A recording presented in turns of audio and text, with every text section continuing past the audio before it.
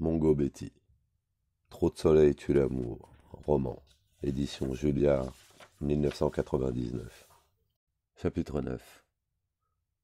Le petit garçon qui lui avait remis l'enveloppe avait aussitôt disparu. En fait, on aurait pu dire qu'ils étaient évanouis, tout à fait comme l'homme qui lui avait annoncé au début de l'affaire qu'il y avait un cadavre dans son appartement. Il arracha de l'enveloppe un bout de papier quadrillé, où l'on avait griffonné, en contrefaisant manifestement l'écriture, un conseil d'amis, rentrez donc chez vous très tôt ce soir.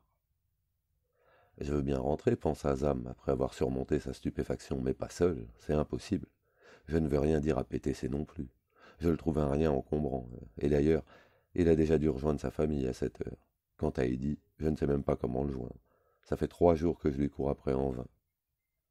Il était presque 11 heures, Sam se mit à son traitement de texte et écrivit presque sans réfléchir. Chérie, ne m'abandonne pas. Et il faut me pardonner tout de suite et me rejoindre ici. J'ai un sérieux problème, toi seul peux m'aider à le résoudre. Tu es la femme que j'ai le plus aimée au monde, tu le sais bien, n'est-ce pas? Et maintenant, je sais que tu le seras toujours. Pardonne-moi, bien que ma conduite soit impardonnable. Je suis un butor, je n'ai aucune éducation, aucun sang-froid. Je t'ai dit des choses abominables, je t'en demande très humblement pardon. Crois-moi, je ne pensais rien de tout cela. Mais tu me connais, une fois que je suis parti, il faut que j'aille jusqu'au bout de mes imprécations. Je suis un pauvre vieux con, comme tu me l'as si souvent dit. Mais le pauvre vieux con a besoin de toi. Je t'attends. Pardonne-moi. La lettre, portée par un ami de Zam, parvint à Bébête au début de l'après-midi. Elle attendit le retour de sa sœur infirmière pour la consulter. Celle-ci lui dit « N'y va surtout pas, tu m'entends bien? Avec ce genre d'homme, on n'est jamais assez ferme. N'y va pas. Attends encore quelques jours, sinon il ne te respectera jamais. Fais-toi respecter, c'est la clé de tout avec les hommes, et surtout avec cette espèce-là. Plus tu le fais attendre, plus il te respectera, et moins il voudra connaître de ton passé et de ton enfant. Il ne faut pas qu'il se doute jamais de rien. Alors tiens-lui la dragée haute, sois hautaine et lointaine. Il t'adore, alors arrange-toi pour qu'il soit à tes pieds. Cabre-toi dès la moindre incartade, et tu seras toujours une reine pour lui. » Bébête ne vint donc pas dans la journée, au grand désespoir de Zam, qui, plus curieux qu'apeuré après qu'il eut beaucoup bu, décida de passer la nuit au journal, espérant quand même que Bébête, qu'il connaissait bien, pouvait arriver à toute heure.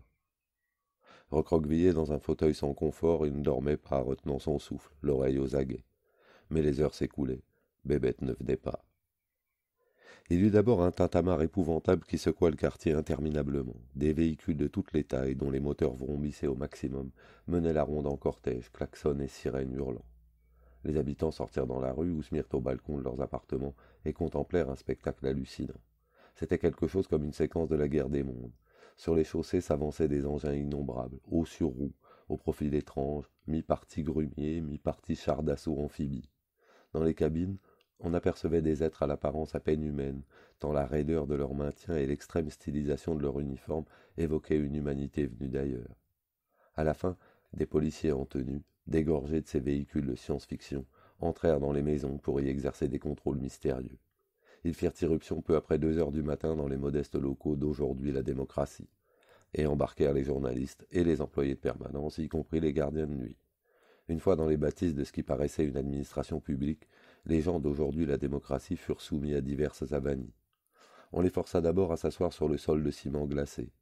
Quand, après des heures de cette posture, il apparut qu'ils s'endormaient, on les contraignit à se mettre debout, le visage tourné vers le mur. De temps en temps, un homme, sans doute en tenue, mais ce n'était pas toujours facile à vérifier, passait et leur bottait le derrière l'un après l'autre. Puis, comme le jour se levait, on les fit défiler dans une pièce étroite. On les obligeait à s'asseoir sur un escabeau et aussitôt, on braquait sur leur visage un projecteur qui les aveuglait. On demandait au prisonnier de décliner son identité. Où était-il né? De qui? Le nom de son père? Était-il vivant? Sinon, quand était-il mort et de quoi? Le nom de sa mère? Était-elle vivante? Sinon, quand était-elle morte et de quoi? Le prisonnier recevait des gifles de gens qu'il s'efforçait en vain de voir. Zam en reçut une véritable grêle quand ce fut à son tour. L'homme qui l'interrogeait l'insulta abondamment et avec une vulgarité inimaginable. Il lui dit à la fin « Pauvre fou, il suffirait que tu nous rejoignes et tu serais un autre homme. Tu aurais de l'argent, des maisons, des voitures, des femmes en veux-tu en voilà. Et toi, instruit de surcroît, qu'est-ce que tu as à faire avec ces crèves-la-faim? Est-ce que c'est un métier journaliste de la presse privée? Combien tu gagnes? Même pas autant qu'un jeune caporal de notre infanterie, je parie. Avec nous, tu gagnerais autant qu'un colonel, je ne plaisante pas, nous avons besoin de vrais intellectuels. Tu en es un. Un intellectuel, c'est comme un colonel, et nous le payons à l'avenant. Je préfère négocier mon recrutement chez moi, répondit sans réfléchir Zam. Je me sens plus à l'aise pour proposer mes tarifs. Le tortionnaire le regarda en clignant des yeux comme s'il n'avait pas bien compris.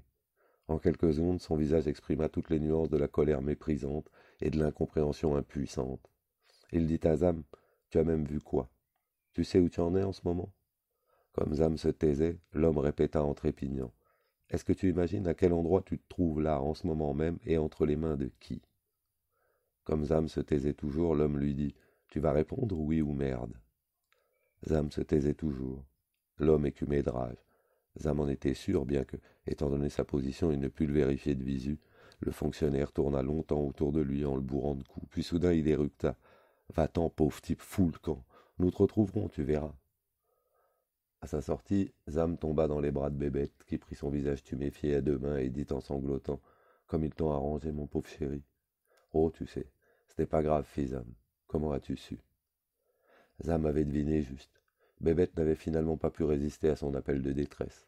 Elle avait quitté sa sœur comme si elle allait faire une course chez l'épicier sénégalais du coin.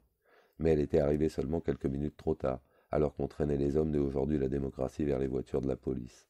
Elle avait attendu toute la nuit devant les locaux de la brigade mixte mobile. À aujourd'hui la démocratie, le désarroi fut à son comble au récit de cette nouvelle agression. Ça signifie quoi cette histoire? Ne cessait de répéter PTC en s'épongeant le visage, ruisselant de sueur.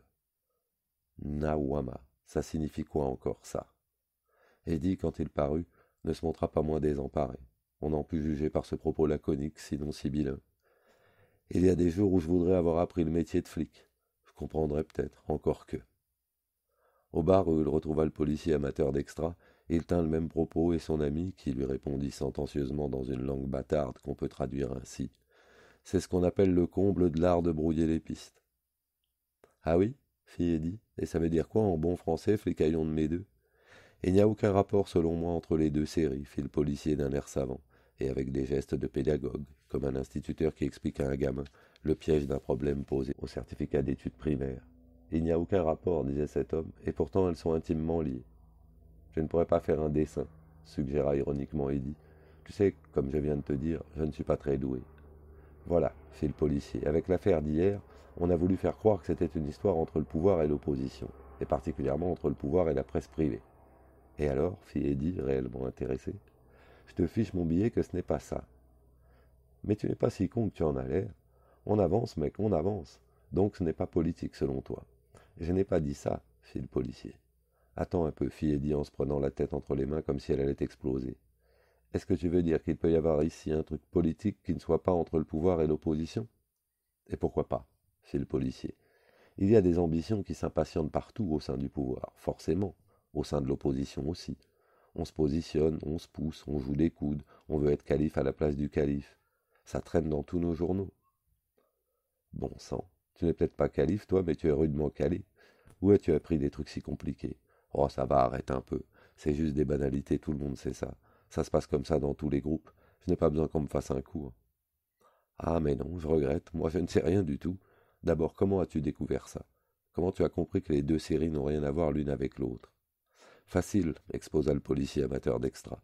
Est-ce que le pouvoir a l'habitude d'organiser la filature d'un homme politique qu'il veut mettre à l'ombre? C'est ridicule. Soit tu gênes, alors on te fout au news vite fait, soit tu ne gênes pas, et s'il y a filature, c'est autre chose. Peut-être un règlement de compte. Je dis peut-être, mais je n'en sais rien. Personnellement, je n'ai pas l'impression que ton pote, pour le moment, gêne qui que ce soit. Je suis un flic, je flaire ces choses-là. Les kidams qui font du ramdam sur le bradage de nos forêts, j'en ramasse 13 à la douzaine en 1 heure sur le trottoir. N'empêche, c'est quand même les gens du pouvoir. Tu as vu les moyens dont ils disposent à tous les coups. Une Mercedes neuve l'autre jour et cette nuit des véhicules blindés. Donc, des gens du pouvoir règlent avec mon pote des comptes qui ne sont pas politiques. Ce n'est pas vraiment le genre de notre république bananière, mais pourquoi pas après tout? Pourquoi pas? Alors accouche, tu as une idée derrière la tête, toi. Tu rigoles. Je n'ai rien du tout. À la police, on nous apprend à chercher, pas à trouver d'avance. Ah oui, fit Eddie. Il vaut mieux entendre ça que d'être sourd, comme on dit. Comme ça, ton business, c'est de chercher. Ça ne m'avance pas du tout, mon vieux. Où as-tu appris ça? Pendant ton stage à Dakar? Ou pendant celui d'Athènes? Tu n'aurais pas passé plus de temps dans tes stages à l'étranger que sur le terrain chez nous? Tu es sûr que tu es un flic adapté aux conditions de notre pays? Il n'y a pas de flic adapté ou pas. Un flic, c'est un flic, un point, un trait. C'est là qu'on n'est pas d'accord, mec. Because moi, je veux savoir qui en veut à mon pote. Un vieux de la vieille, un type sympa et inoffensif. Son faible, c'est sa pute. Il en est comme zinzin. Après tout, c'est son droit, non? À part ça, complètement inoffensif. Tu vois ça? Inoffensif. Juste un peu porté sur le biberon. Mais ça n'a jamais fait de mal au peuple, au contraire, dirais-je. Alors, ça signifie quoi, toutes ces tuiles qui lui dégringolent sur la gueule? À propos de règlement de compte, tu ne penserais pas à la fille? Carrossée comme elle est, je ne serais pas étonné qu'elle ait déjà fait perdre la tête à d'autres mecs. Et alors il y en a un ministre peut-être, ou une légume de la flicaillerie qui lui en voudrait, et qui s'en prendrait à Zam, c'est ça? Je te le dirais tout de suite si je le savais, tu ne crois pas? Fit le policier amateur d'extra. Mais je dois dire que ton roman en vaut bien d'autres, même s'il ne vaut rien. Merci mon frère. Bon, ben on va chercher puisque c'est ton truc. Faisons le point. C'est politique, mais pas forcément entre le pouvoir et l'opposition. Ce n'est peut-être pas politique, mais ça peut quand même impliquer des politiques, sans être politique à proprement parler. Ouais, on était parti de zéro, là tout de suite j'ai l'impression de partir de -10. Tu crois que tu es drôle, fit le policier, mais tu es juste déprimant. Eh, on va s'intéresser à la nana, d'accord? Mais si tu découvres un vilain truc, tu ne dis rien à mon ami, ça va? Par exemple, tu pourrais découvrir que c'est une vraie pute, mais alors une pute à 100%, qu'elle monte régulièrement dans un hôtel du cru, on ne sait jamais avec les femmes d'ici. Tu n'en dis rien à mon pote, d'accord? Il ne s'agit pas de le désespérer alors qu'il traverse une passe terrible. Dis, Eddie, fit le flic, en baissant brusquement la voix. J'arrête, moi. Je te l'ai dit 1000 fois. C'est pour moi un manque à gagner quotidien de près de 100 000 avec tes histoires à dormir debout. Ou alors il faut me trouver une compensation. Et puis un jour ils finiront par découvrir que je fais des enquêtes. Tu ne les connais pas. Un policier qui enquête, c'est tout de suite Choliré ou Mantoum. Je te l'ai dit. Un policier chez nous n'est pas censé faire des enquêtes. Voilà. Alors, comment tu indemnises mon risque?